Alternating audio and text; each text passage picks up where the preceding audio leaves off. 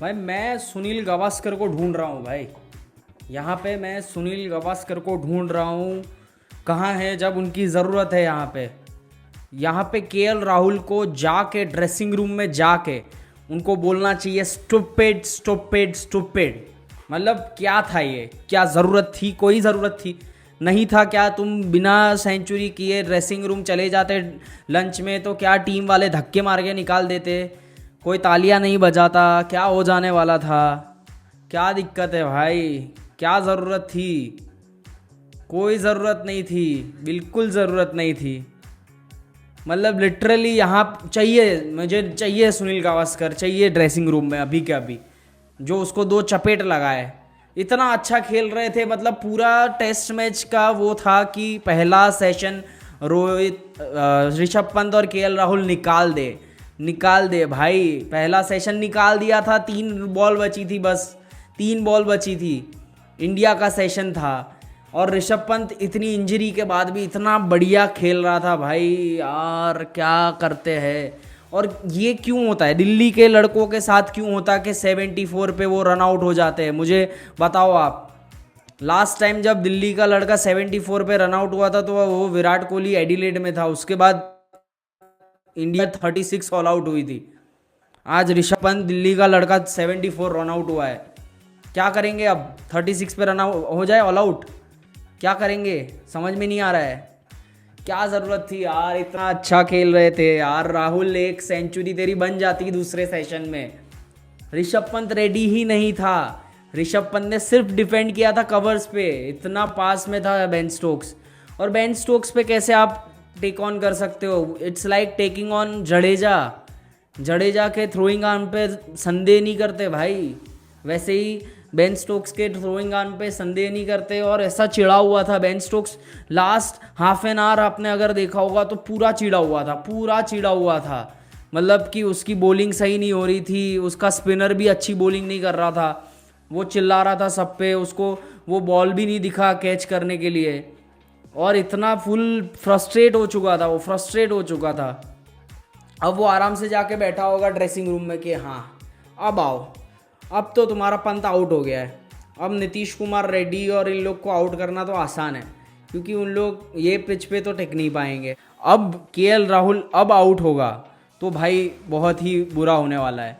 फिर ये मैच गया हमारे हाथ से। मतलब ये हमने उनको एक चांस दे दिया है ये मैच में वापस आने का, क्योंकि अगर ऋषभ पंत यहाँ नॉट आउट चला जाता तो पूरा नेक्स्ट सेशन वो खोल देता, वो मार देता 150 रन आराम से अकेले कर देता वो नेक्स्ट सेशन में। और केएल राहुल की भी सेंचुरी होती तो वो आगे जाके अच्छा ही करता, वो भी लंबी इनिंग्स ही खेलता।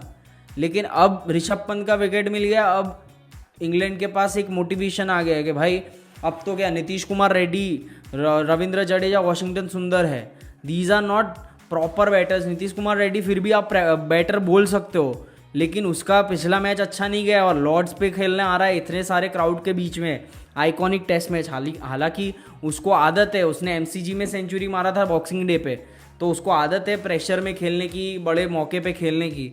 तो हम तो होप करेंगे कि नीतीश कुमार रेड्डी अच्छा खेले, पर मुझे ये लग रहा है कि शायद गौतम गंभीर का टैक्टिक होगा, वो रविंद्र जडेजा को भेजेगा। रविंद्र जडेजा नीतीश कुमार रेड्डी से ऊपर आएगा, मुझे ऐसा लग रहा है, क्योंकि लेफ्ट राइट का कॉम्बिनेशन बहुत परेशान कर रहा था बेन स्टोक्स को, फील्ड पोजीशन चेंज करने में, बॉलिंग करने में भी। तो आई थिंक हो सकता है कि जो फॉर्म रविंद्र जडेजा ने पिछली मैच में दिखाया है, जो रन स्कोर किए हैं, वो कॉन्फिडेंस शायद दे सकता है, वो गौतम गंभीर, शुभमन गिल दे सकते हैं रविंद्र जडेजा को वो कॉन्फिडेंस और भेज सकते हैं नीतीश कुमार रेड्डी के ऊपर। तो आई थिंक अच्छा डिसीजन होगा। बट ये केएल राहुल ने जो सेल्फिश चीज़ करी है, मतलब दिख रहा था उसको कि वो लंच से पहले उसको सेंचुरी पूरा करना था, क्योंकि फर्स्ट बॉल पे उसको लगा था कि सेंचुरी हो गई, पर वो एक ही रन हुआ। और वहाँ पे वो एकदम फ्रस्ट्रेट सा हो गया था कि यार ये चौका क्यों नहीं गया, ये चौका था। और वहाँ से ही पूरा डाउनफॉल चालू हुआ। वो बिल्कुल मतलब ज़रूरत नहीं थी, और वो एजिटेट हो रहा था पूरा ऑपोजिट एंड पे कि क्या करूं मैं, मेरी सेंचुरी होनी चाहिए, मुझे रन चाहिए, मुझे स्ट्राइक चाहिए, ऐसा वाला था। और मैं बता रहा हूं अगर ये रन आउट भी नहीं होता तो हो सकता है राहुल आउट हो जाता मारने के चक्कर में, क्योंकि उसको सेंचुरी लंच से पहले ही करना था। तो वो उसके दिमाग में बैठ गया था। हालांकि इतना अच्छा खेल रहा था ब्रेंडन कार्स को, एक ही ओवर में 3 चौके और ऐसा इतने ब्यूटीफुल शॉट्स खेल रहा था, केएल राहुल, और पता नहीं क्या हुआ, वो ब्रेन फेड एक तरीके से हुआ है।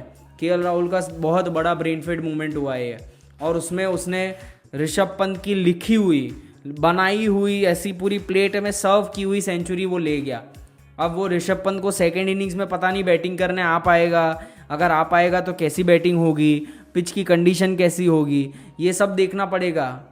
और वो क्या पता वो सेंचुरी, लॉर्ड्स में सेंचुरी करने का मौका दूसरी इनिंग्स में मिलेगा कि नहीं, और अगर अभी नहीं कर पाया तो फिर वापस से 4 साल बाद या कब आएंगे इंग्लैंड, तब मौका मिलेगा, तब ऋषभ पंत खेल रहा होगा, टीम में होगा, नहीं होगा, क्या पता। ऐसे मौके नहीं आते भाई बार बार। अगर केएल राहुल की सेंचुरी भी इम्पोर्टेंट है तो उतनी ही सेंचुरी इम्पोर्टेंट ऋषभ पंत की भी थी। ये पूरा सा मतलब अगर ये दो खेल जाते तो आज इंडिया इतना टॉप पे हो जाता गेम में, लेकिन इंडिया में क्या मतलब परोस के दे दिया है ये, मतलब विकेट परोस के दे दिया है, इसकी कोई ज़रूरत नहीं थी। मतलब literally it's a stupid stupid stupid वाला जो बोलते हैं ना सुनील गावस्कर, वही सेम चीज़ करी है। और केएल राहुल को इतना बैकलैश मिलने वाला है, इतना बैकलैश मिलने वाला है, और मैं होप करता हूँ कि उसकी सेंचुरी हो जाए, नहीं तो और गालियाँ पड़ेगी, वैसे ही पड़ती रहती है उसको गालियाँ। और यहाँ पे बहुत ज़रूरी हो जाएगा रविंद्र जडेजा, नीतीश कुमार रेड्डी और सुंदर का बैटिंग करना, क्योंकि अभी भी 140 तो हमारा डिफिसिट है, 140 रन्स और बचे हमको करने, और उसके बाद हमको लीड भी लेना है, क्योंकि चौथी बैटिंग हमको करनी है। और ये पिच बिल्कुल ही डेड पिच है, हो सकता है कि आते डे 4 डे 5 में शायद थोड़ा टर्न मिले, तो उस चक्कर में तो फिर वहाँ पे हमको बैटिंग करना है 4th डे पे, और वहाँ अनइवन बाउंस होने लगा या ऐसा कुछ होने लगा तो फिर इंडिया का गेम ही ख़त्म, मतलब 150 भी हम चेज़ नहीं कर पाएंगे, बहुत मुश्किल होने वाला है। तो आई थिंक इंडिया को फर्स्ट इनिंग्स में ये लीड लेने का इतना बड़ा चांस था जो उन्होंने गंवा दिया।